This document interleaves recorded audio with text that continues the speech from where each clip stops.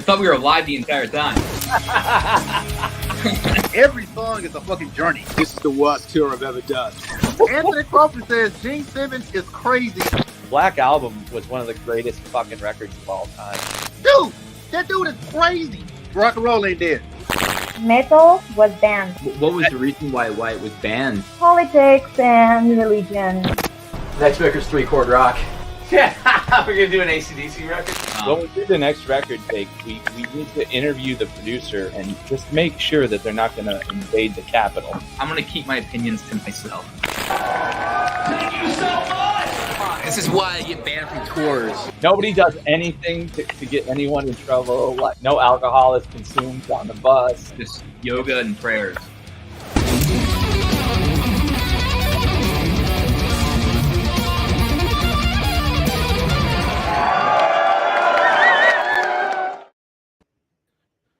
Mr. Sal Santoro.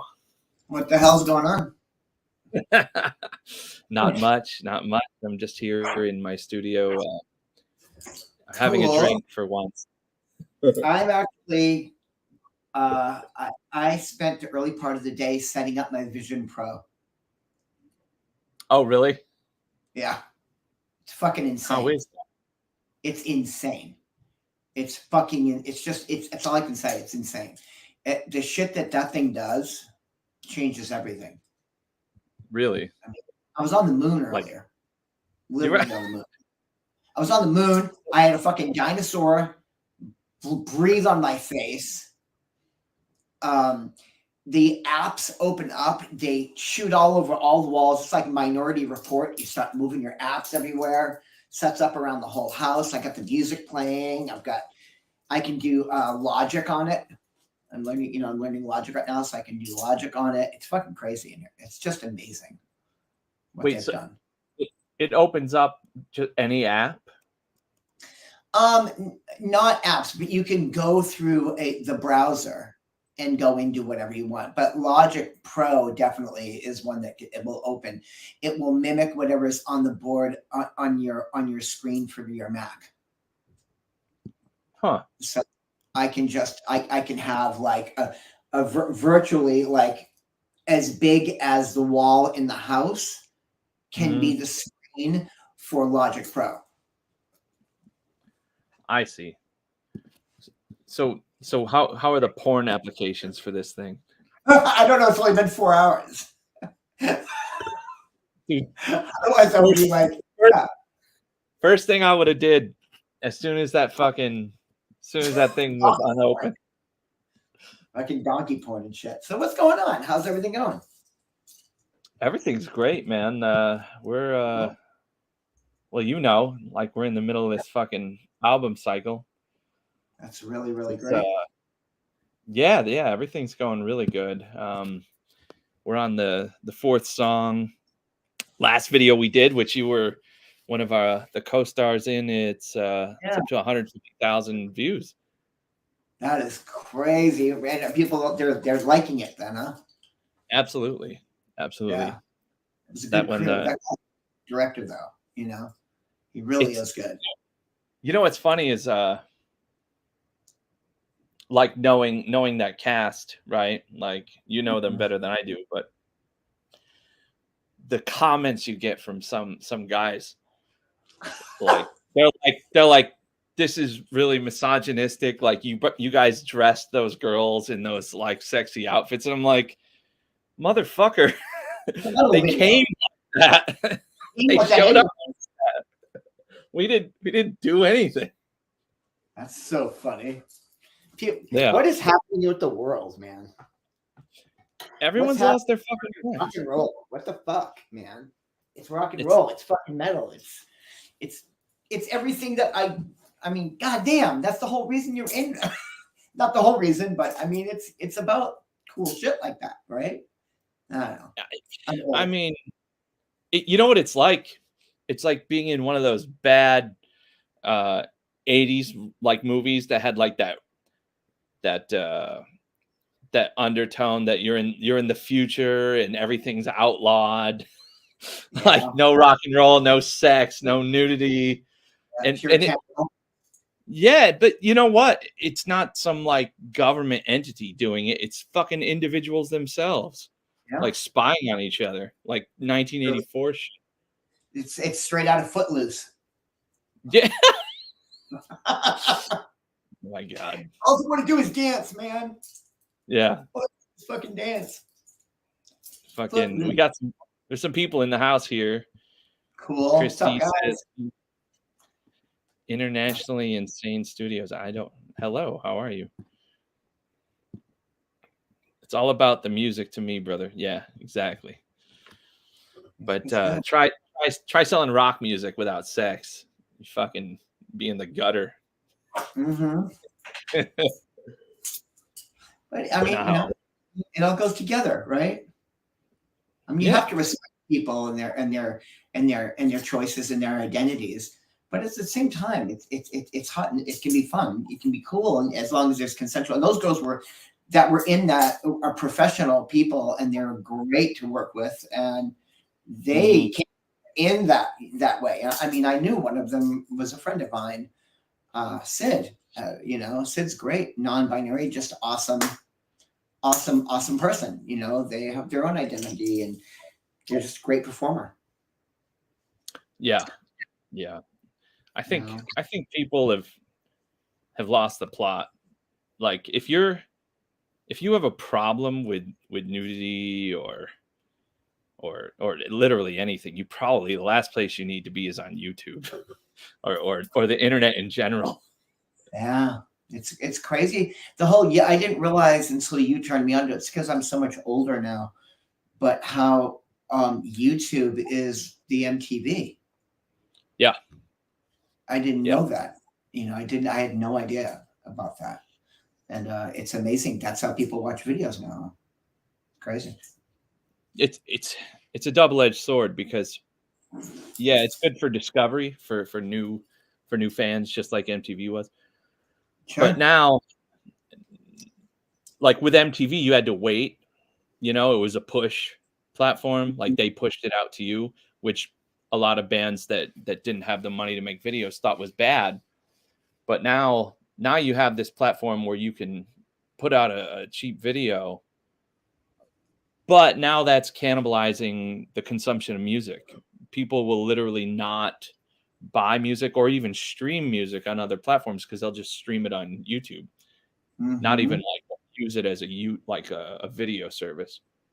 Yeah, I saw an interview with Bowie back in the really early days of the internet, and he said it's going to be the best and the worst thing ever for music. Yeah, well, and it'll have both sides to it.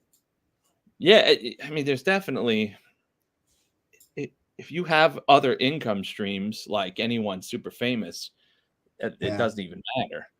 But if you're just trying to break through, I think, you know, everyone gives Gene Simmons a bunch of shit, but I mean, he's right. Anyone trying to break through now is really has an uphill battle. Yeah, for sure. I mean, those guys are the kings of marketing, you know. Yeah. What do you think of their new Deadwood Hero? He's talking about AI generated videos. Did you see that Kiss thing? I watched the last concert. I went and I watched it on, on pay-per-view. And I mean, you know, that's that's the center of my generation, right? But it was cool. And then that animated thing was kind of weird in the end. How they're 3-dimensional, these characters that are going to keep going. Stuff was kind of saw it? Yeah. They when you watched the concert, the pay-per-view concert, they gave you like 10 minutes of it. Oh. Yeah. Hey, Jake Dryer's in the house, Sal. Say hello. What's going on, Sal? I saw that Kiss thing too, man. I wasn't really a fan of the new avatars. Like, looks really just grasping at straws. Like, come on, man. The legacy is cool enough. It was sad. Gonna get a letter. It was so funny. They're not touring anyways. Did you watch the pay-per-view concert? No, I watched the pay-per-view from Dubai. The one that they did, I think that was like 2020, actually. It was supposed to be like they put like a ton of money into all the pyro and everything. So I watched that one, but remember there was no crowd. So What? Yeah. Yeah, Paul was doing like his stage banner to like no one, and it was just kind of weird, you know. Yeah. This was the Madison Square Garden last concert ever. I didn't know there was a pay-per-view for that. I would have Yeah, checked that out because I do love Kiss. Yeah, it's worth it. It's crazy. It's so weird because, and I mean, not to go into this now, but at the end, they interview them all as they're coming off stage. And Gene is talking to the camera, and he's like, I have to tell you right now, on my last show, now that we're done, I am having the worst pain in the head of my cock. I'm literally passing a stone through my schmeckle as we speak. No kidding, man. That's His son is like, what the fuck are you saying? Nick is like, what? He's like, I don't care. I'm fucking Gene Simmons. That's awesome. I mean, that's what I want to see, you know, from Gene. I did a tour with them in 2014, and at one show, Gene was like in a really good mood, and he was just walking around in the catering area, and he was asking every male like what they named their schmeckle. Like that was just anybody just go up to him. So I love that he's still doing that. Yeah. I mean, Gene was always my favorite out of all of them, even though, I mean, I love them all, to be honest, but yeah, that's so great. I love Paul. I love all of them. And Ace is coming actually to the Canyon. He's playing soon. Oh, nice. So I'm excited. Yeah. You've seen Ace before, right, Joseph? Oh yeah, like 3 times. Wow. The first time, the second time I hung out with Don, we went and saw Ace Frehley, and fucking Slash and George Lopez were doing blow in the corner with these fucking chicks, and they kept getting up on stage and like causing like a ruckus. Like that's amazing. Yeah, it was very epic, and you know how tiny that place is. It was the Viper Room. Yeah. Oh wow. Yeah. Yeah. So nice. literally in the corner. Yeah. So that's cool. So Ace is going to the Canyon Club. I've seen some footage of him recently, and he's got because he sings everything, but I think some of the other guys back him up. Like one guy will do the Gene voice, and then some guy does Paul for the classic songs that Ace didn't sing. Yeah. It looks cool. I'm really kind of like looking forward to going to that show because I have not seen him solo like that, especially in such a small place. So I'm kind of looking forward to that for sure.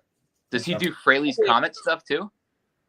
I believe he does. I believe he covers some of that, and some of the solo album, obviously, and things like that. Yeah. So you guys, we lost a guy from MC5 yesterday. I know. I saw that. Yeah. It sucks. Yeah. A lot of them now. We're gonna start seeing it, but it's like the big classic guys though are still holding on. You know. Mm-hmm. They're the only ones making money. Yeah, exactly. Dude, in Vegas, Maiden are playing at the Mandalay Bay. Wow, like, really? Yeah, some soda arena. I don't know which brand of soda it is, but dude, the fucking the general admission floor is like 800. The nose that's gotta be like the nosebleeds are fucking like $300. Oh really? Man. And I've seen Maiden a million times, and it was never like that. It's gotten out of hand. I know someone that just was going to see Rolling Stones in Atlanta, and they had really good tickets, like third row, and they were $900. So that Maiden stuff seems like that's got to be marked like second, marked up bullshit. Yeah, it might be just because it's Vegas. Like Vegas has kind of gotten out of hand. I mean, we paid when I saw Joseph in Vegas. We saw Aerosmith. We had front row for Aerosmith. Oh right. And it was fucking amazing. I mean, see, it was Steven Tyler and Joe like right there. And I paid, I think I paid with fees, I think it was $1,300 for the 2 tickets. That's good. That was their residency though. So they had a lot of shows. Yeah. That must have pulled in a lot of money. Jesus. Yeah. I wanted to see I wanted to here. see the U2 one. The U2, the whatever the hell it is. The dome. Beer. I Yeah, that looks really cool, actually. Yeah. I hear great things about that. I know a couple of my friends actually went to that and saw them, and they said in that space is incredible what you go through in there. Yeah, I have a buddy that just went and saw it, Milton, and he was saying that it was unlike any other concert, and I think Grateful Dead's doing a residency like coming up. I think I just saw that's announced there, but wow, I don't know if I'm that I don't do psychedelics that much to go and experience that. Yeah, that's the point of that. I don't understand this. I just never did that. That was never my trip. And it was so funny because growing up in Boston, like in the early 80s, me and my best friend, who's now long since dead, we'd go to like punk rock shows, but I'd go see like the Meat Puppets and Minor Threat and Black Flag and all those bands back between like 79 and 82. And all of a sudden, one day he's like, I'm going to follow the Dead. And he took off and he walked away from the hardcore scene with all that music and took off and was into the Dead for like 5 years. Wow. Get it. It's like that's Jerry's story. Yeah. Yeah. Jerry, do you like the Dead? Do I like the Dead? Yeah. You know, no. No, I know. I mean, they got some jams, and obviously what they did for like kind of like the live touring scene and the jam band scene is super cool. And I've done a fair share of like jam bandy festivals. We did the one with Fish last year, but after like 20 minutes, I'm good.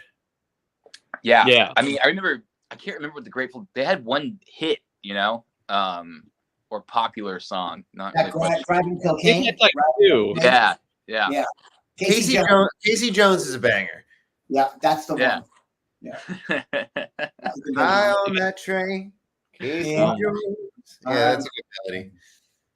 Well, it was like, those guys, and when you look at like Dave Matthews, it just seems like everybody in there is an accomplished, really good musician, but they put out music that not many people want to hear, except for a certain group of people.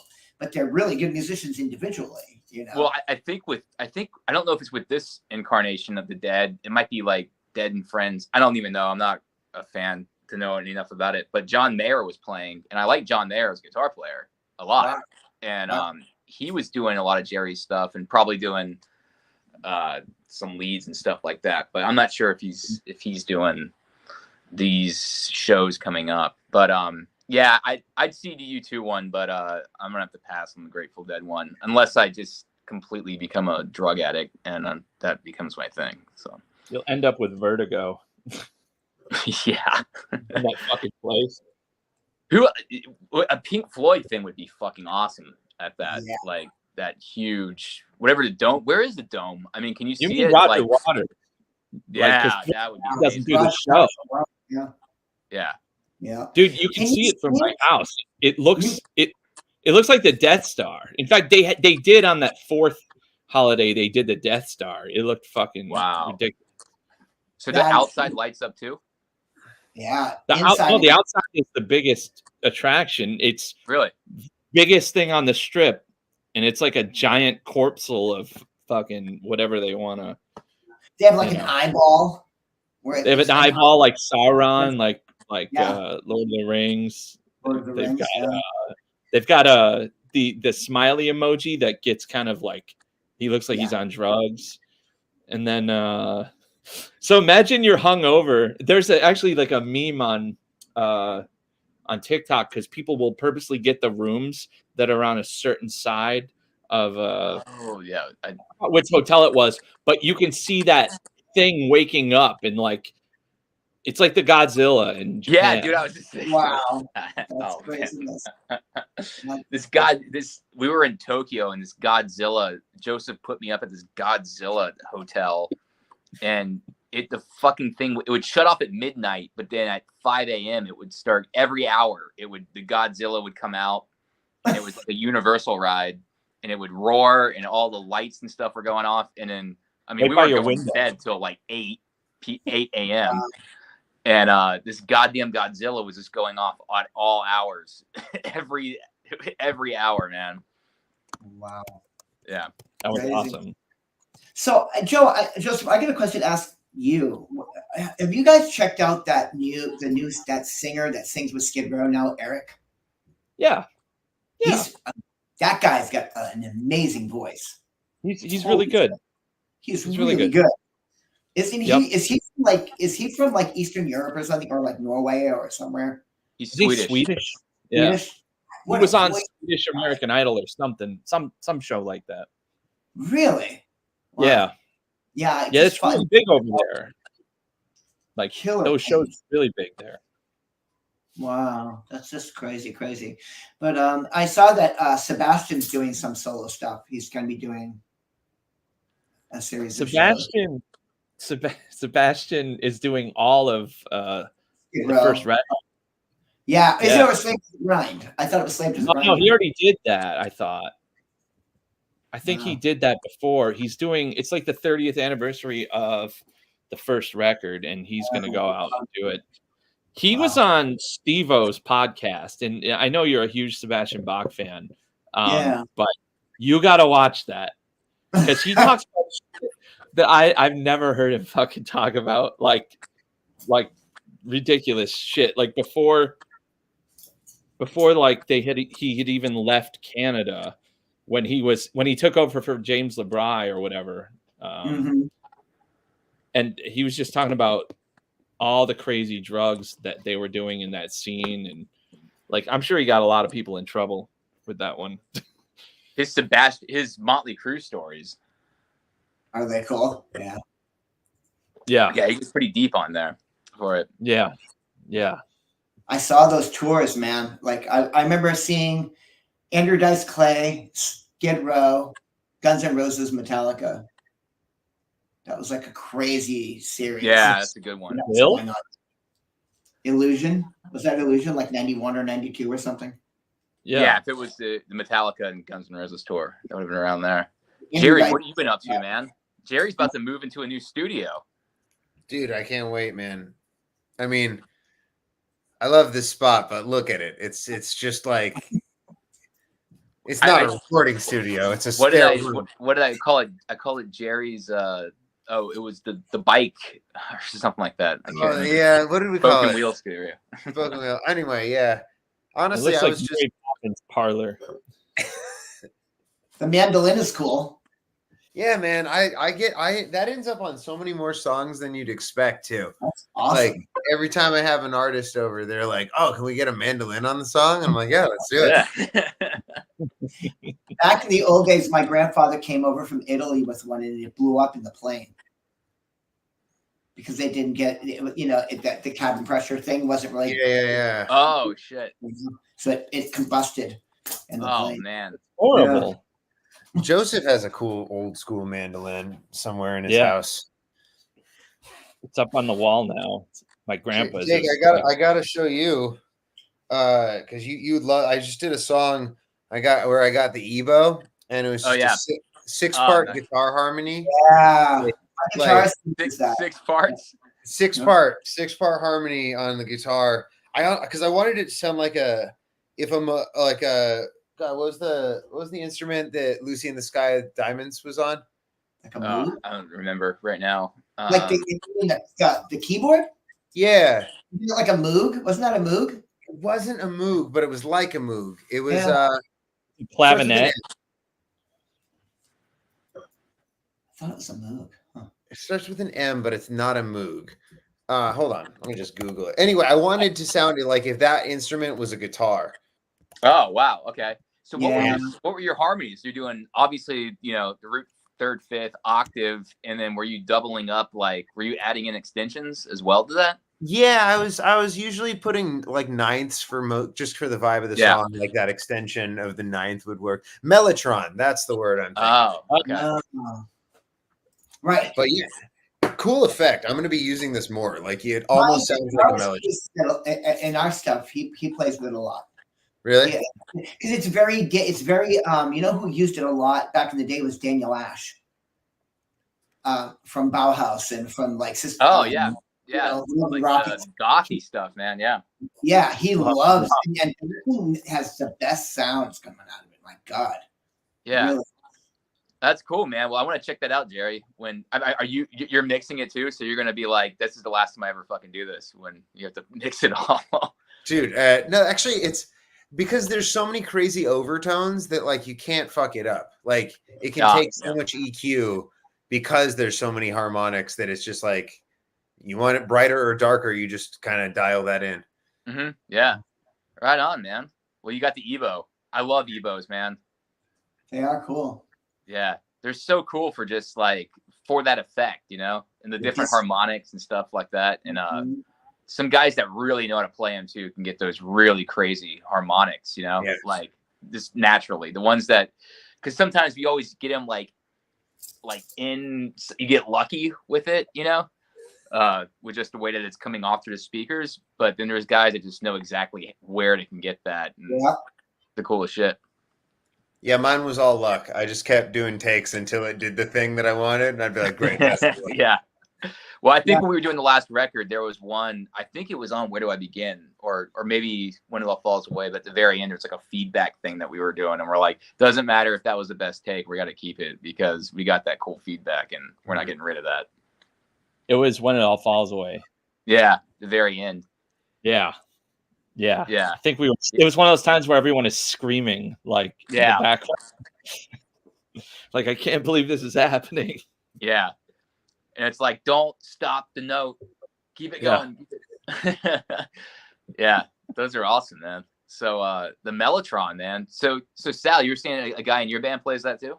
Yeah, he uses that piece a lot. They're because we're more at like the death rock kind of Christian death post punk kind of sound, and that's the kind of music that we're doing, and they're really into them. And they're both my guitarists are really used the little Roland twins. Oh yeah, like the kind of practice amp type things, or it's like the that's what we use in rehearsal studio. I love those. Yeah, it's just great sound comes out of them. But yeah, I'm like way behind you guys, but we just got our first space, and man, I'm getting raped. It's $1,000 a month, and we're in a space that's 12 by 10. Oh man, which part of Hollywood? Which part of LA? We're in Burbank, right near my school. Yeah. Oh, okay. Man, we had one spot that I don't even want to mention. I hated that place so much, dude. It was like Russian gangsters. I had to threaten them, and Jake's like, "Are you sure we should be doing this?" Yeah, I'm like, dude, I'm not driving all the way down here either. Fucking warehouse district where they. It's crazy, and it's just expensive. And like, we can't bring other bands in to share it with us because they have no room to put their equipment. Yeah, you know? It's just crazy, you know. So we're learning. I'm slowly getting there with it all and stuff. But yeah. So I'm on here. So you guys brought Witchcraft into this whole thing. Well, because of your shop, I wanna explore a little bit of this. Like, what goes on in that shop while we're not making satanic love ritual witch videos? Well, my shop is you know, it's something I've had now since 2017. As you know, I mean, you lived with me for years before.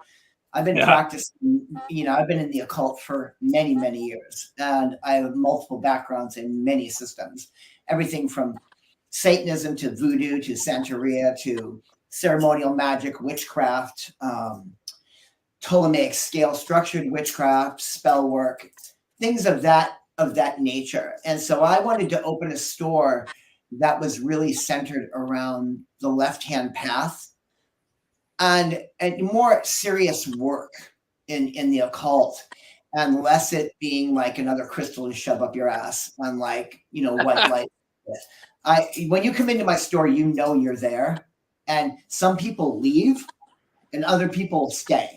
And it's totally fine because we have carved out a space now with that store where people come from all over the country to be there. I mean, it's actually doing really well.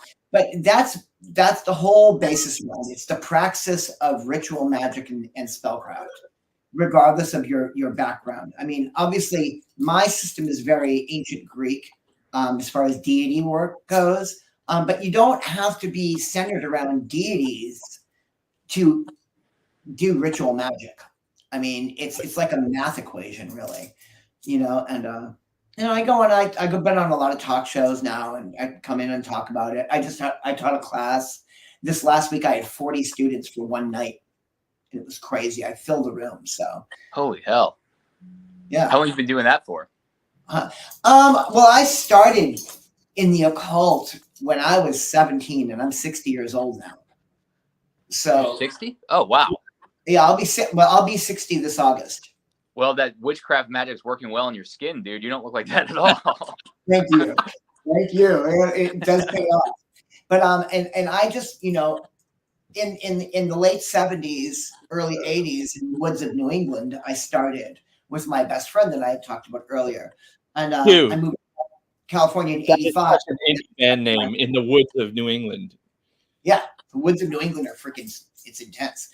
But when I got here, I wanted more. So I started getting backgrounds in knowledge in different systems of magic. And I've been doing that since the 80s. Wow. So, yeah. So I've got, I can talk with ceremonial magicians about Kabbalah and the Tree of Life. I can discuss Ptolemaic scale and planetary magic and Kamaic squares and how they work, Cornelius Agrippa and Eliphas Levi. Then I can go over into Wicca and then down into Voodoo. It's like I have multiple backgrounds in it. It's just what I do. Some guys golf. I do witchcraft. Where have you what crazy places have you visited to like practice some of the stuff or learn? Like where what's the wildest place you've been to? That's geographically, when I'm here, specifically I work with a specific deity. I work with Hecate, who is like a very old deity that was kind of pre-Greek. She probably came down through Macedonia, and she's like almost like a proto-goddess. And in Syria, she was known as Ereshkigal, which was a darker aspect of kind of more that the energies that they worked with in their deity structure. So anyways, she is the mother of the crossroads. And when we're here, we go up to the crossroads up in Cagle Canyon and do a lot of work, and it's pretty intense. But a lot of times we do a lot of graveyard work. I do a lot of necromancy. I work a lot with the dead. You can't see it right now, but like here, I'll pull this out. So this is real. So that is actually from my lower altar, and this is actually if you see here when I flip it upside down, see that right there? So that actually has graveyard dirt in it. Holy hell. Where did you get that? And well, there is a specific entity or person that passed over about 100 years ago. We found a graveyard with a lot of times when you work in the necromantic world or when you work with the dead and, consensually, not consensually, but with respect, you don't just willy-nilly just go for it like you see in movies. What you're actually doing is communicating, forming a relationship. And usually the people that you work with are what we call the forgotten dead. When we go into any graveyard, you're going to find a place where the grave is just grown over and nobody's cared about it, right? So what you do is you spend time, you go there every month and you start clearing it, cleaning the headstone, taking care of its environment. And that forms a relationship. And then from there, you collect small samplings of the earth that comes from around it. And that's what's filled in that head. And it essentially becomes a fetch. And a fetch is something that goes out on the astral plane to do work for you. Wow. Yeah. Man. So you grooming a corpse? Like you go out and you pluck a plot out of somewhere that's been neglected, and then You Yeah. you literally like groom the grounds and Yeah, I mean, it's not like the way you think necromancy is. Like you don't never exhume or harm a grave. I would never do that. That's not what we do. It's literally granules of dirt, and you just take care of it and take the flowers off it and clean it, and that's enough visceral energy to move, and then that is brought into other objects like you saw there. So that's how that works. But it's not like you would never do anything illegal or immoral to never. Well, you don't disrespect a grave. You just don't do that. That's fucked up. That's not what it's about. But you create a communication and a living relationship with this person that passed, because it's another level, right, of conscious when you think about it. I think that's what that meant, like necromance, like the shop, like that's literally what it means. Like it's literal. Well, necromance, my friends own that. That's Brad and Deirdre's shop. They're actually great people. Necromancy, mancy is meaning speaking. Okay. Necro is obviously the dead. So it's necromantic is speaking with the dead or using the dead and connecting with them to get results. And this is where we start getting into things like goetic work and working with the lesser keys of Solomon. And this is what Clavicular Solomonus, or the greater keys, were about, where they had these certain sigils and plates that you would call in this entity into a contained environment to do the work that you do. And so that's another aspect of it that's separate from what that is that I just showed you. But this is more medieval magic. You got a question from Deadwood Hero, who's a regular here. And he asks if you do chaos magic. What is chaos magic? Classic chaos magic, like Libernal and Psychonaut, and some Carol's work. I know it and I'm versed in it, but I tend to be a little bit more into structure, which is kind of like the antithesis of chaos theorem. Some chaos magic, when you look at it from the Libernal and Psychonaut perspectives, what you've got going on is using aspects of these different systems and creating it to work for you, which is, in a nutshell, chaos theory is. And sometimes it's added in with things that you've created yourself, which is all great work. It's like, but I'm definitely not a chaos magician. I'm very more, I would say, if you look at my praxis, I definitely have a lot of ceremonial magic, Kabbalah, Golden Dawn, OTO, Crowley, that type of stuff. Wow. Go ahead. Demon Chaos. Let's fire it up from our IIS. What the fuck is Demon Chaos? What is that? Yeah. Well, demon chaos. I don't know where he got that, but so when we look at demon, you actually look at the root word where it came from. It came from daemon, and a daemon is a Greek word, like angelos is a Greek word, which now we get the word angel from. And when you're working with daemons and angelos, these energies, these are entities that are not as high as the gods, but they're above human. So if you look in ancient Greece and you see like the Gorgon, like the serpent-haired women, like Medusa and her sisters, that they would be like daemon. That's like a Taltos, right? Like in the Anne Rice world, like the Taltos is kind of on that level. Yeah. Okay. But that is, there's a great author that just died named Jake Stratton Kent. And he just wrote an amazing book called Gia Sophia, which is all about the Argo and Jason and the Argonauts and the movement of it, and the witch Medea, who is a priestess of Hecate. But it's pretty cool. But yeah, just, it's just what I know. I've always done it. Even when we lived together, we had a whole temple with Baphomet in it. Oh, yeah, I remember it. I made you drink and smoke weed. You don't even remember it. Shut up, Jay. Don't go into that. I remember all the nights of absinthe and other shenanigans. This was Oh, Joseph, Lord. 2004. Oh, And he my gave God. me this years ago. Yeah, Mhm. I love this cup. And it Wow, sits that's cool. yeah, I use it still. And, yeah. So Those are some are you at sweet your stuff. shop, Sal, or is that No, your I'm at home. This is my You're at home. home. That's my home altar. Okay. I'm going to try to bring you into it so you can see it a little more. I can't see what I'm showing you. So what you're looking at are realms. Yeah. All right. So that's it's a 3-realm altar. There's the above. Then this is the earth realm in here.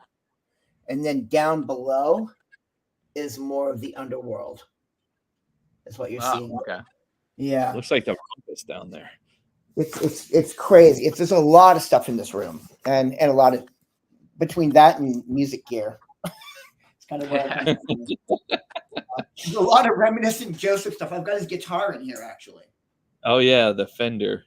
Fender acoustic. Denver Hero has another question. Yes, sir. If you practice different systems, don't some of them counteract each other or go against the premise? How do you differentiate them? I find that when I stick with my praxis, my system of work, okay, and I keep them in. I keep my worship and my spirituality separate from causing change to conform to what I want. Okay. And when I'm doing the work that I do, I'm staying within, like I said, like for the practicum of spellcraft, I'm going to be working Ptolemaically or Kabbalistically. My worship is with the old gods of Greece. So those are the only two things that I stay in and work in regularly. I have enough knowledge to where I can speak on all the different backgrounds through my history, but I don't constantly mix them. So I don't know if. So Sal, I have a question where's like with this stuff with the like in music, like has music always been around throughout those parts where it can be part of, the studies and like where does music lie with this as well? Within magic? Yeah. God, it's super important because again, this is not because I'm with a Greek wife. I have a Greek wife. When we look at most of the praxis and magic and all the different occult backgrounds, it usually comes from either Egypt or Greece. Okay. These were the ports of the world in the ancient time. And even more so Greece, because Greece kind of went to Egypt. That's where Alexandria came into play. And that's where we get what's called the PGM, or the Greek Magical Papyri.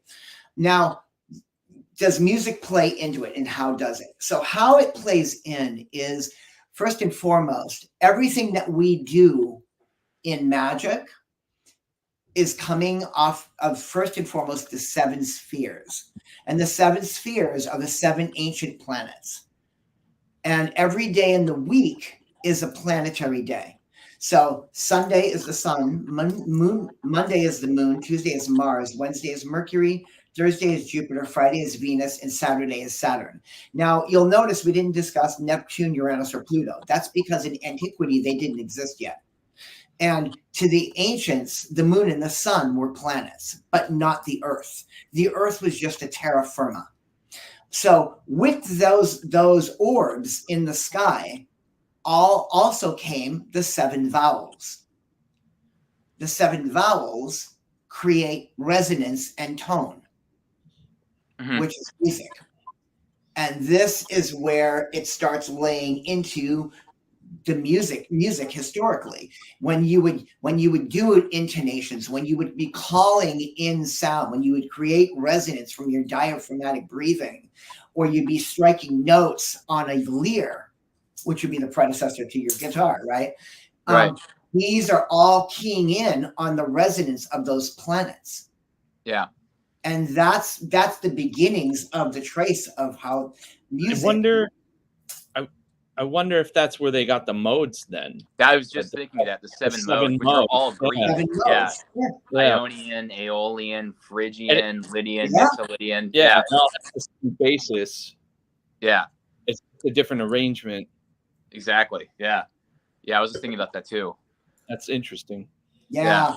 And when you work with battery, it's amazing. Like one of my students just who's in my coven just actually taught a class, and she's operatically trained and she's an amazing musician, and her dad actually owns a really great death rock record label called 33 and a Third, and she's an amazing musician.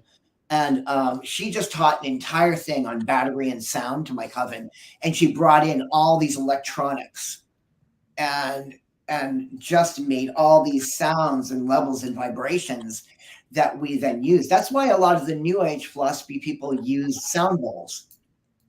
It's okay, right? But when you think about like that high you get when you're playing that music, I mean, you're going out of your body. I really believe that, you know. Virtuosos, when you look at people that do what they do and do their art well, they leave, right? Mm-hmm. Yeah. And I totally believe that is one of the main components of spellcraft and magic. Actually, I'm teaching a class on resonance actually in a couple of weeks about the exact same thing. Oh, really? Okay. Yeah, we'll go into mathematics because mathematics is the other one. This is where we get what's called gematria. And gematria is the magic through numbers, and you get things that are called the kamea. And the kameas are square grids with smaller cubes in them. And each of them have a certain number, and the number will correlate at a total sum the same, no matter which way you add the numbers. And those numbers will go back and create sound and also connect to specific planets. So you can use those grids to do your spell work. There was something that I've been studying a lot of, like John Coltrane, jazz stuff, and he was really big into, like, he would have the circle of fists and then draw out like certain type of symbols and stuff with it, and then connect and then build progressions off that would ultimately always lie to a 2-5-1, you know, in different interconnecting keys. And it was all, I know he was very spiritual. That's about as much knowledge I have on it, but the heroin. It was, and heroin. But it was also, but it was all, you know, it was touching into that stuff though too. I just haven't, I have not studied it anywhere near, you know, as deeply. Robert Johnson is another one. Oh, okay. Yeah. I love Robert Johnson. I love blues and the whole crossroad theory. Right. Things he was doing, you know, were just really intense. What is that thing that guitarists do? And I always forget the name of it, but it's called the Devil's something. The tritone. The tritone. Yeah. Yeah. That's in all music. Yeah. That sound is amazing. It's just, you know, flat 5 or a sharp 4, depending on whatever way you would do it. Usually typically it's a flat 5, but yeah, it's the tritone. That is so powerful. If you hit an A, just go to an E flat, you know, and creates that. And it's very menacing sounding, but also very useful though in songwriting. I find it very like what people think it's dissonant. I don't find it dissonant at all. The dissonance of it, yeah. I mean, technically, it's not. I mean, Jake, if you're talking about the math of it, it's not. Dissonant. No, it's not. No, it's not technically dissonant to me. I think it's just in context, because also it can sound super beautiful or super like exotic, you know, especially with different extensions on top of it. But well, guys, I got to run right now. But hey, Sal, that was really awesome. I was talking to you about that. So, we'll run a little bit more. There's a few more questions, and cool. Jerry will probably jump later, man. Later. See you later. Good seeing you. I love talking to you. Yeah. This is a good one. This went by so fast. This was a really good one. We got a lot of questions still. Deadwood Hero. Samaria is the earliest religious practicing group of people that we know historically. I wonder the peoples pre-existing them, what they did, what did they worship, and how did that trickle down to Samaria? That's true. Like, are we talking about like the Sumerian texts and stuff for sure? I would think so. Yeah. I'm sorry, I missed what you said. Yeah, I think so. Yeah. Is he was saying Sumerian? Yeah. Which that, and that plays. This is where when people start talking to me about deities and like where my view on like Ikati and these deities came from. I think that a lot of that going into what is Syria now, which was Babylon back then, really that's where the Anunnaki comes in, and I think that the Anunnaki have a lot, that ancient Aryan theorem is really the gods that most people experience. I think were probably that proto-deity idea. For sure. It's what's funny about it, and me, I'm like super not religious, and maybe even not spiritual. Maybe I am. I don't know, but it's like that Carl Sagan quote. Like everyone was just kind of feeling around in the darkness, trying to like figure things out. Like, and it's like evolution that happens separate and coincides, but creates the same thing in different ways in different species. So like with people that were like not connected to each other, they had the same thought processes. It's not like we changed. Like it's not like you changed from Egypt to South America to China. Like so, it's the same thought way to like feel around in the dark. Yeah, and that's like compository. So when you look at like the old gods, like let's look at the god Hermes in Greece. Hermes in Greece would be Mercury in Italy, would be Legba in Africa, which would then be Loki, which would then be Tahuti, which is Thoth.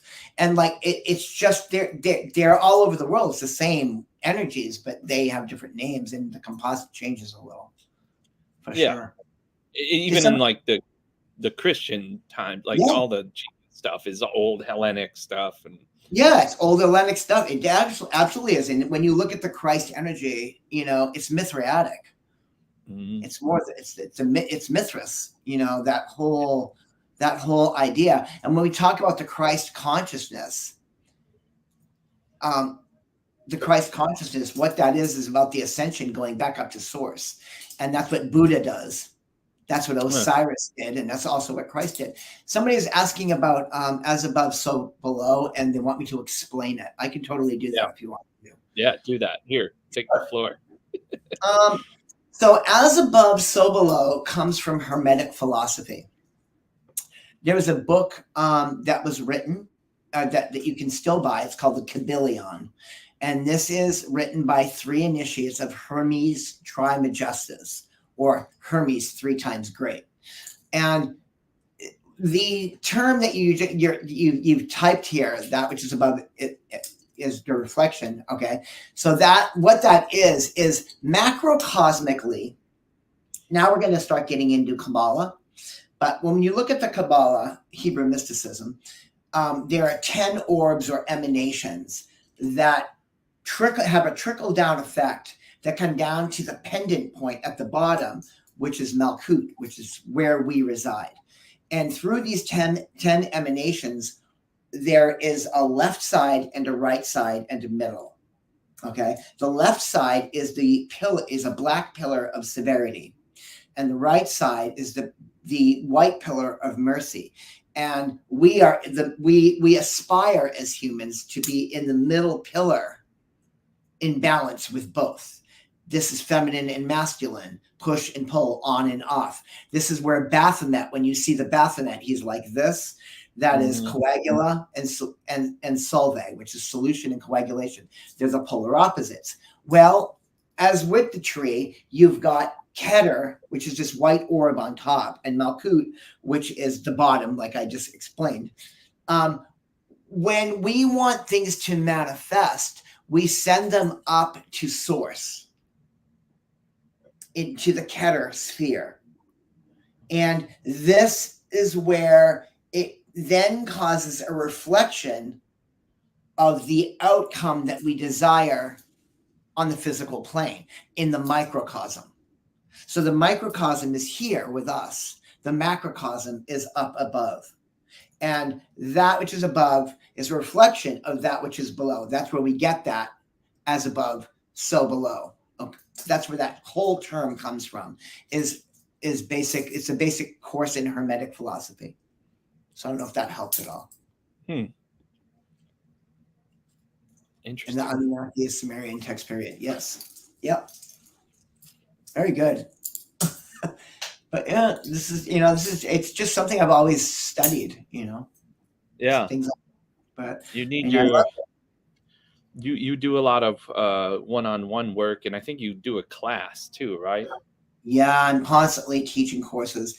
I'm actually doing I've just built a new series. It's Principles of Spellcasting. And in that, the topics are going to be like working with the dead, working with spirit and entity, structured spellcraft, Ptolemaic scale, the 7 ancient planets or spheres, and sound and vibration, what I was just discussing with Jake, and the different ways that you can use these or to manipulate to get outcome to move to your will. See, this is where we start getting words like manipulate, and this is later on where we get good and bad. And then you've got a lot of the New Age philosophy where people are like, oh, whatever you do comes back threefold or sevenfold. That's just a bunch of crap. So we got to look at where that whole karma thing comes into play. Karma is a very real thing for a lot of people, but it comes from an Eastern philosophy. It comes from the idea that you live this life from what you did in the past, and how you're moving through it now is the karma that you're living. That was taken in snippets and layered into what we know as the religion of Wicca. And that was developed in 1959 by Gerald Gardner. But we were coming out of World War II. Europe was just starting to repair itself.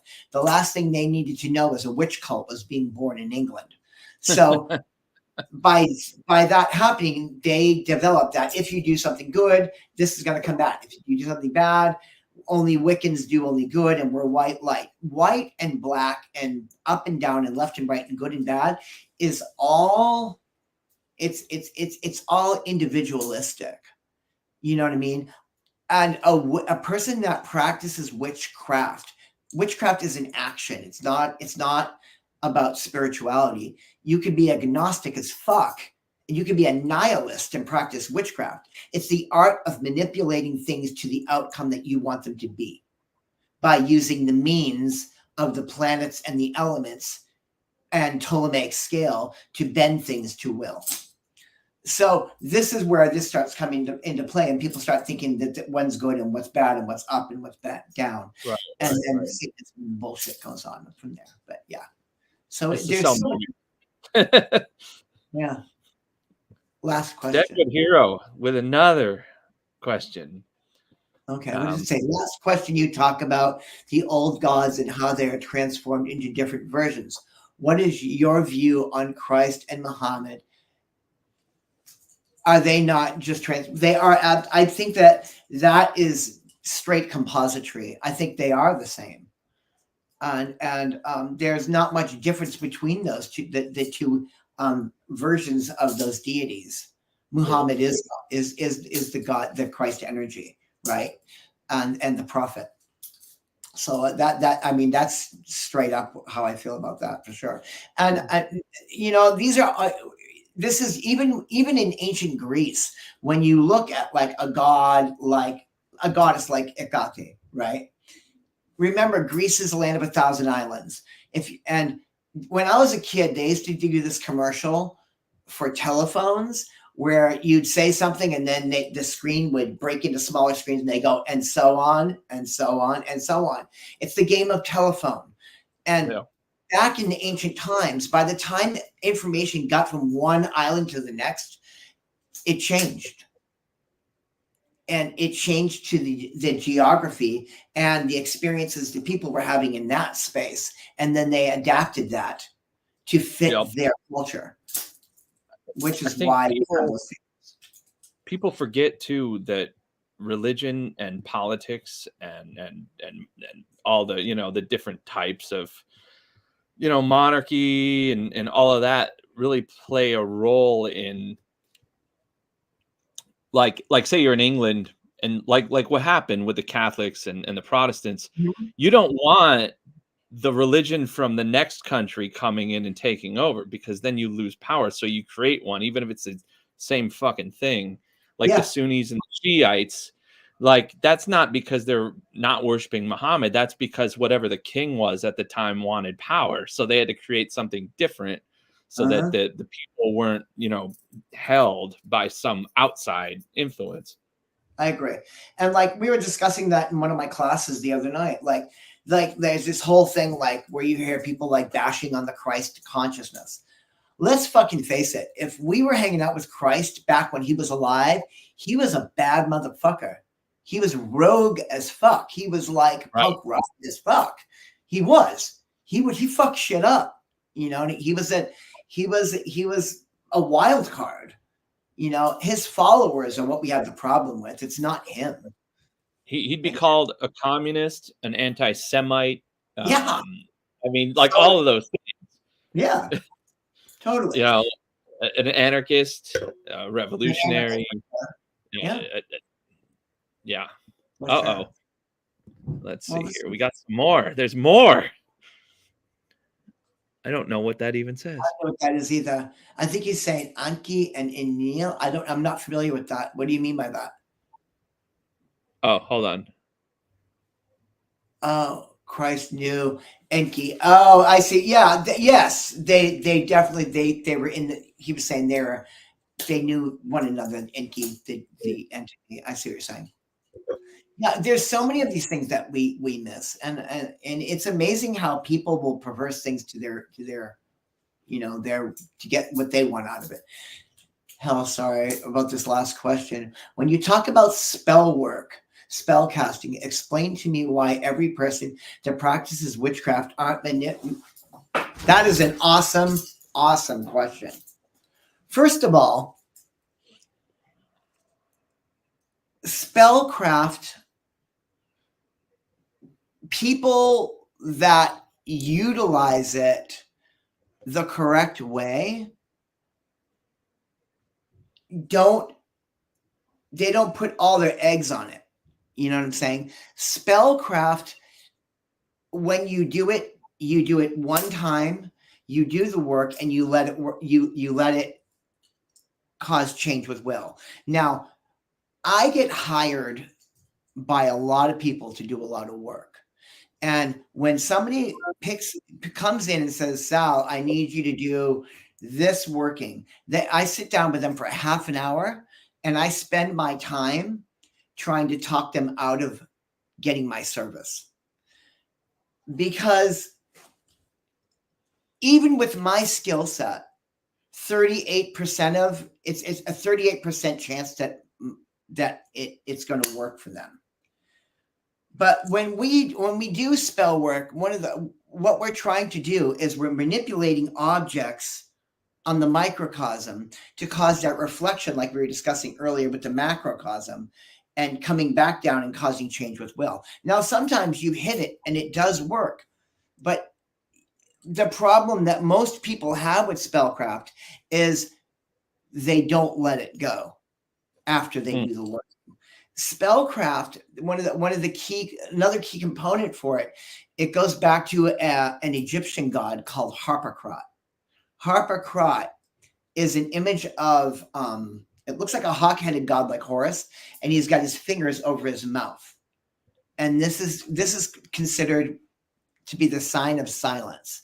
Now, silence is key in magical ritual.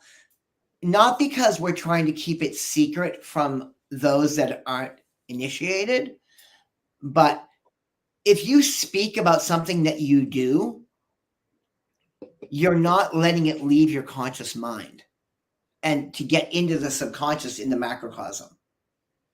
So this is the main fault why most spell work doesn't actually work. And to get back to your question, like, why aren't we all millionaires if we do these spell work? Because most of the people that are doing spells to become millionaires are doing it haphazardly, and they're doing it because it's a last ditch effort, and they're not getting out and doing the work they need to do to get that $1 million. This is not a get rich quick scheme. It's not something you do because it's one more way of trying to win a fucking lottery. That's not what this is about. Spellcraft is done. It sets things in motion to cause the planets to move things into the direction you want them to go. Is that always going to work out to your benefit? More than likely, not always. No. But that's part of the gamble of spellcraft. Mm-hmm. But when it hits, it hits. It's never. I don't even know anything about what you do, like outside of just superficially. But I do know that, like, let's just say for fitness or for pursuing art, the price of the ticket is going to the gym to become fit, but that doesn't mean you're going to be fit, right? Yeah. But you won't be fit if you don't go to the gym. You're not going to be. The price of being a great, instrumentalist is putting in the work hours and having some sort of aptitude here, but that doesn't mean you're going to be great, but you can't get there without doing it. It's just like anything. Success isn't guaranteed, but your chances are zero if you don't do something.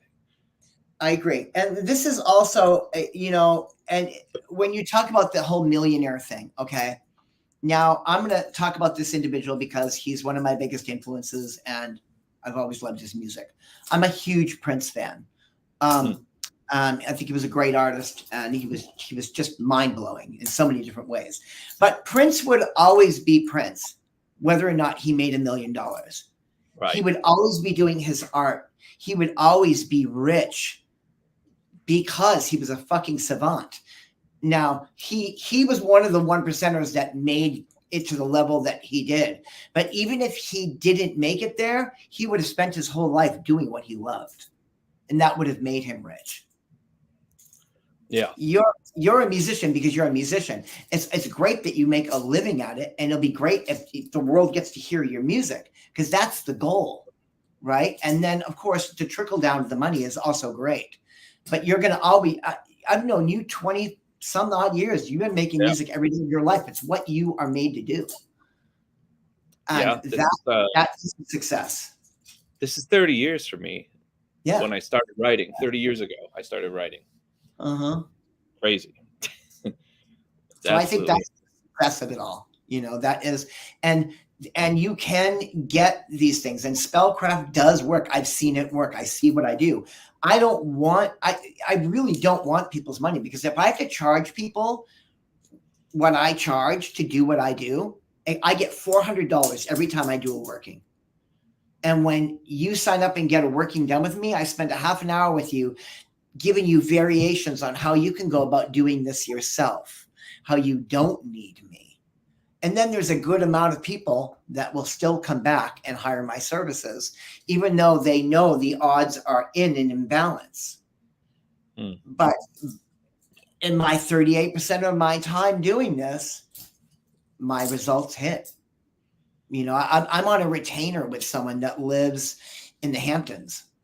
Literally, I'm on a retainer with her. And I did a working recently for her about 4 months ago, and she had 13 things that she wanted to do. And now 13 results that she wanted 3 months ago, 11 of them have happened. So is it my work? Am I manipulating things on the macrocosm? I give it my best. I strike at my work. I walk away and I leave it behind me. The minute I do my spell work, I'm on to the next thing. If I hold on and think about that, I'm not doing justice to the work that I did. And that's where LeVay talked about that in one of his books, I think. Yeah. That you can't be invested after the ritual. Like the ritual is the ritual, and then you have to wash your hands of it. Yep. You have to move on. The minute you strike the match, it's already done. If you can't get that in your head, then you don't have any business doing this. You're just wasting money. Like I'm not at my store to make money, to sell stuff. I'm there to teach people something. That's the difference between what I do and what other stores do. I'm not looking for that. And because of that, I have a great clientele. Yeah. So it's a lovely shop, I gotta say. It's a great place. Thank you. Yeah. And you know, it's other people. It's not just me. I mean, it's my theorem, but it's my wife's business skills, you know, and her ability to keep things on point, because I could not do it. You've known me again, 25 years. I was a spaz my whole life. You know, I couldn't even tie my shoes without asking you or my ex what I was doing. I didn't know what the rent was. You were paying rent when you had a part-time job. I'm like, what is this for? I'm like, I didn't even know. You know, that guy. You were always super uber responsible. You always had a goal. And, you know, I have had nothing but respect for you all the years I've known you. You're crazy and you do wild stuff. But when it comes down to it, you had a goal in mind and you knew what you were going to do, and you've proven it. You know, and it's been an amazing experience getting to still be your friend all these years. I've been blessed to know you. I feel the same way, Sal. I'm glad I still know you. For sure. I tell people about you all day. Yeah. We both rode in on that horse of a different color, I'll tell you what. We really did, you know, and now, you know, all I wanted to do was sing in a band. That's all I wanted to do. And now I'm friggin' 59 years old and I'm finally doing it. You know? Yeah, well, you are doing it. I'm learning and it's hard. It's really hard. And doing all original stuff is really hard. I'm trying to write. And I'm understanding music differently now and looking at it from a different perspective. And I have a lot of respect for musicians and what they do. What are you writing? I've just been right now. I'm just writing lyrics a lot, and you know, I don't know how to. I'm still not a musician. I don't play instruments, but like I bring in my music and I bring in the words, and we start to build. And I've been lucky enough to have some really great guys working with me right now, and we just got a great drummer from Colombia who actually also plays with Lydia Lunch. He's her drummer. And he plays with another guy here in LA named Greg Foreman, who's pretty known in the music world. And so they're doing a lot of stuff. So this is the new drummer we've got. And the guys in the band are just really great musicians, and they take the time and they help me write stuff. And we're slowly building, but we go super slow, and I want it to be faster. You know, but there's one guy in our band, Louis, who is a multi-instrumentalist and a singer. And, you know, he's like, take your time, walk through this. Don't rush. We don't need to play out. We don't even need a band name right now. Just keep writing and keep practicing. And that's what we're doing. So I'm learning, and it's slowly happening. It's hard. I'm a spaz, you know. I'm wondering if you're like incorporating any of your other like knowledge bases into the writing, like the text of it. I am. A lot of it. One of the complete song that we've got right now is called Belladonna Dream. It's one of the main one, and it's about Akate and working in the underworld and stuff. And it's pretty cool. But yeah, they want that, you know, because we are in like a post-punk goth death rock kind of. We're very. When I say goth, that word has changed so much over the years. But the music that we're doing is very in line with like Sisters of Mercy, Bauhaus, Christian Death, you know, that kind of death rock post-punk kind of sound. Yeah. And, you know, so the music that I'm writing is very magical and very dark, you know, definitely. But I the thing about me is like I've got to learn how to write better. Like write, at first when I started writing words, I was like, oh my God, I feel like I'm writing like bad 8th grade poetry, Like and la da da da da da da da da da da da, and then for those, then a chorus. And I had to learn all the weird names like outros and breaks. Right. I didn't know that stuff, it's so weird for me, but I'm starting to finally get it. It's a whole different way of talking. So let's see. Let's take a few more questions, and then we'll end this until the evening. What a great thing to say. So many seem aware of Hecate these days. Brandon, yes, that is really true. She's made a resurgence, and that's what this last class that I just did, it was called Hecate and You, because so much of the information that we get on Hecate is such bubblegum pop shit. Oh, she's the mother of Crossroads. She's the waning moon. She's the goddess of witchcraft. And then it's very minimal. But when you start to find out the other aspects, the deeper aspects of where she came from, she's really not this crone. She's a 30-year-old. She's the age of a 30-year-old woman. And she's not this old mother, aging woman aspect. She was nubile and young, but she was theriocephalic, meaning she had the heads of animals, but the bodies of a human. And sometimes it was one body with 3 heads, and other times it was 3 separate female bodies.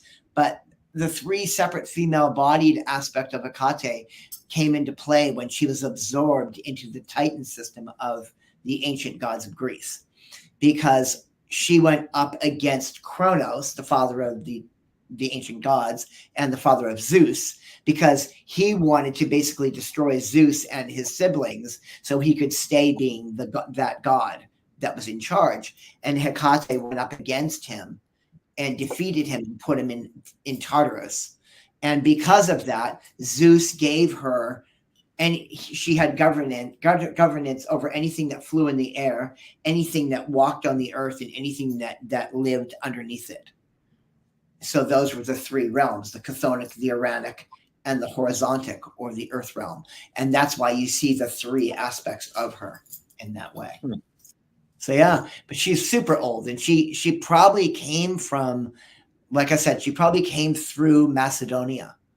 And that's why you'll see in Asia Minor, she actually has her oldest standing temple is in Turkey, which is obviously ancient Greece. But when you see her in Turkey, she also moved over into Italy. There's a temple to her in Sicily, and through Syria, which ancient Babylon, which modern day Iraq. This is where Inanna comes from. And more specifically,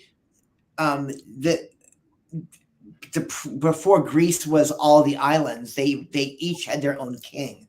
So like my wife's family is from Crete, and Crete had their own leadership, and every island had its own calendar days. And so they never matched up with the other islands. But there was a goddess there in the Minoan culture, and Minoans were like the first gathered people that they could find, right? And, there's a temple and a castle area called Knossos, which is where the ancients lived, and they were all wiped out by a tidal wave that came off the shores of Santorini because of the what do you call the thing that shoots lava? I'm missing the words. Volcano. It's a volcano in the Aegean that threw a 300-meter wave into the side of Crete and wiped out Minoan civilization.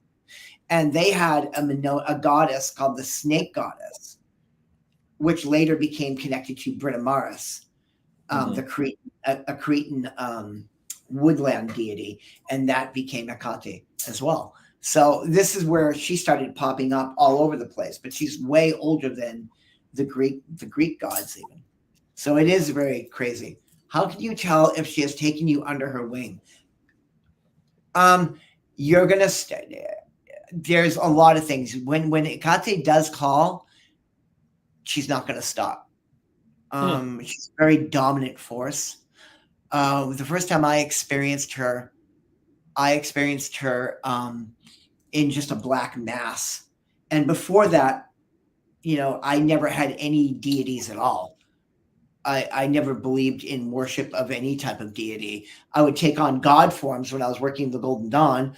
Other than that, I was pretty much a Satanist because I believed in some of LaVey's work and the idea of being your own God. But when I experienced the Hecate energy, it was just like a black mass over the bed. And I literally woke up my wife and told her, and then we both experienced this. But how most people notice her, you're going to start seeing things like carrion birds, any birds that are carrion, like your crows, your ravens, anything that eats the dead or that eats leftovers, coyotes, any canine, a lot of vocality that you'll hear dogs baying or howling. That's a big deal.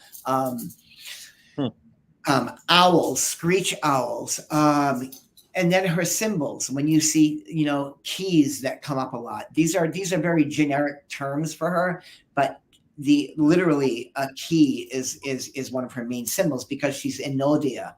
She is the keeper of the gate. The gateway is Propylaea. These are all Hecate has 1,000 different names attached to her, and these names are called epithets. And the epithet is basically it describes her power and an area that she governs. So if she's Hecate Propylaea, that means she's Hecate of the gate. If she's Hecate Sotiera, she's the savior. If she's Enodia, she's the crossroad. And she has 1,000 more of these names. So you'll find like Hecate Clidujo is Hecate of the keys. And the keys are to the perceptions of the mind and levels of your subconscious. But yes, very much crows, ravens, owls, any birds that scavenge. These are going to be for. If you want to find a quick way to connect to them, to the Hecate energy, always go on the dark moon and find a crossroad and just light a black candle, and she will come. She's the mother of the dead and the Eroi. And the restless dead follow in her tracks. So they say all that died that are forgotten then follow behind her. And this is what you call apotropaic. And apotropaic means that she's the averter of harm. But she uses force and anger and aggression to avert it.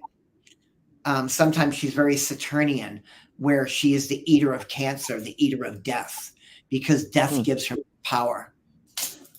And it's very much, not to quote old metal, but Queen of the Night, Lady Evil by Dio, that's Hecate. Yeah. That is straight up Hecate. Really? Yeah. Oh, yeah. Yeah. When you read it, that's what they're talking about. He's explaining Hecate and all her powers. So I hope this helped you guys. I know I sound like a loon, but I love doing this. This is great. I think this was one of our more interesting podcasts. Yeah. And let's get last questions in. Anyone else have any more questions for Sal? And if you're ever in the Los Angeles Burbank area, stop into his shop. I'll put the address in the post. Thank you so much. Check out the temple where we shot. The ceremony of fire right there, right? That's where it was all done. A good part. Yeah, absolutely. I'm not sure if we mentioned that the video for ceremony of fire, not just Sal as an actor, but the altar is in his shop, well, behind his shop. Is that where you do your teaching? We do the teaching in the green room where we were all hanging out before we did it. That big green area, that's like my classroom. We are one of the few shops with a full temple in it. So people can come in the store. They don't have to buy anything. They can literally go up and use the space to do their own ritual, and they can close the door and work with Hecate right there. That's what that room is for. Oh, wow. That you shot in. That's an active working temple. And people come from all over the country to go there. Krakatoa said, I don't know. This is a small clip of the video. Stand by.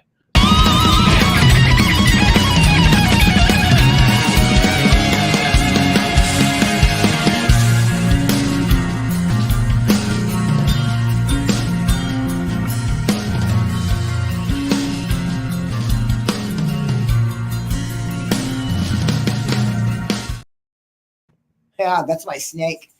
Yeah. What's the snake's name? Jokina got in the video. Yeah. You know what? I didn't put her in the credits. I'm gonna have to fix that. Yeah, we just got done doing the album credits too, so the shop got a plug in there. Oh, thank you. That's so cool. I'll send you. We're always playing the music at the store. I've got so many people I've turned on to the band. It's crazy. Like I literally have got to get something that I can hand out because I do. I'm not saying this just because I'm stroking you. I mean, I literally plug Witherfall at the shop a lot. You guys sell a lot of incense. I should just give you guys like lighters that are branded. Yeah, I mean, people are loving it. Like, there's so many people that are like, "Oh my God, what is this?" And I explain them, Witherfall, because it's such a powerful band, and in a time when music is so weird, but it's weird. It's very one-dimensional nowadays, and like we kind of take a little bit of everything, whatever we happen to enjoy. Yeah, this was a good one, Sal. Look at it. Thank you. I'm trying to figure out where everyone's from. Yeah, this was amazing. Wow, thank you. And a great song, great album. So good. Yeah, I definitely hope to come back and just hang out with you guys. Yeah, let's do this again. Maybe I'll come on location. We'll take a little walk through your shop. Yeah, that'd be great. Totally do that because we love having you there. You're definitely part of the store, and I gotta bring Jake by because he when he was growing up, he was a total Egyptian, like he was a whatever file of that is, that's him. So, really? Oh, yeah. You had a statue of Horus, I think, that I was going to get, and then it got sold. Oh, I've got it. It's back in. Is it? Yeah, I've got all the Egyptian gods back in. Yep. Well, Jake has a birthday coming up, so of course, which would be good for him. A good one for him would be Thoth. Yeah, because Thoth is Mercury, and Mercury is music, and writing music. So yeah, I always consider myself royalty, so that's why I have the I there. The I, that's right. That's a really important one. Yeah. Well, all right. Well, let's wrap this up. Let's. I'll come visit you, and I'll bring Jake because we'll be working on the next record next month already. We haven't even gotten through 3 songs of this one. We're already on the next one. You're already on the next one. That's really awesome, man. Yeah. And I definitely want to come and I want to do some stuff with you just so you can see what we're doing. I'd love you to check out what we're doing and such. Yeah. Yeah. And invite me to one of your rehearsals, damn it. Yeah, I'd love that. Well, thank you. Thank you so much to all your guests and everybody that tunes in. Thank you for bringing me to this today. It was wonderful. It seems like you were well received. Yeah. So with that, everyone, thank you. Sal, I'll talk to you soon. Stand by. All right, sometimes the world no longer needs a hero. Sometimes what it needs is a monster.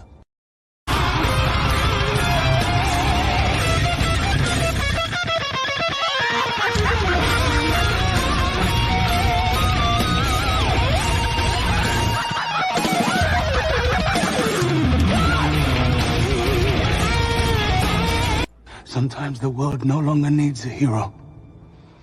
Sometimes what it needs is a monster.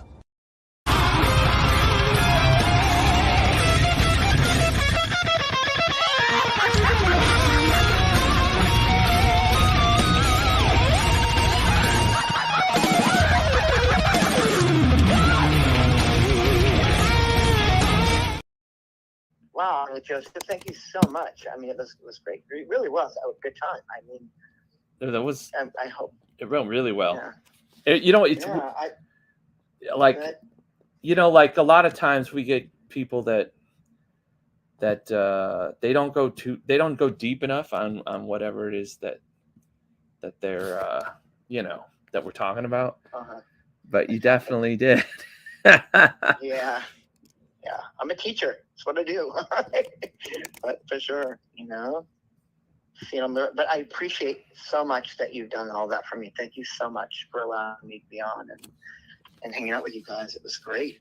Yeah, that was a lot of fun. It's gonna be really good. So I'll post all that stuff, link to the shop, and then I'll drag Jake in. Maybe we'll go to lunch or something, or dinner. Yeah, let's do that. I would love that. And also, if you want, could you give them my personal Instagram if they ever want to ask questions? Because that's how people reach out to me and talk to me. Yeah, the store Instagram I don't check. If you look at the video itself on YouTube, the link to the video on YouTube, like the one that it was just live streaming to. Yeah. Your Instagram is in the description. Cool. Yeah, that's just a good way for people to, if they have any questions about that or any of the stuff, I can help them. Yep. You know? Yep. That's all right. Let's see here. But yeah, that was a really great time, man. I was very, very into it, and I loved getting to talk. And I didn't want to bombard them, but they were asking questions that were real. I'm like, holy shit, right on. I can talk to them about this, you know? Yeah. Yeah, it went good, man. This is going to be good. So I'll let you know when I'm coming into town, and we'll hook up from there. All right. You be safe. All right. Hey, take care. Tell Poppy I said hello. Okay. Bye.